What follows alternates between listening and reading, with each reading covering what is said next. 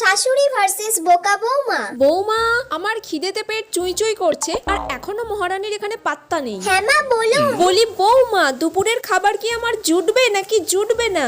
এই তো মা এক্ষুনি যাচ্ছি, কি কি রান্না করতে হবে আমাকে বলে দিন, আমি করে নিচ্ছি। উচ্ছে আলু ভাজা করো, মাছের মাথা দিয়ে মুগের ডাল করো, আর ফ্রিজে দেখবে কাতলা মাছ রাখা আছে, কাতলা মাছের কালিয়া করে ফেলো। আচ্ছা। আমার বাবুটা কাতলা মাছের কালিয়া খেতে খুব ভালোবাসে।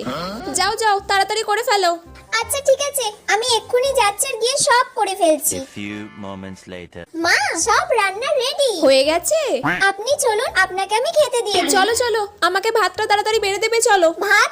ভাত কোথা দিয়ে হবে মা? মানে? আপনি তো আমাকে ভাত করতে বলেননি মা।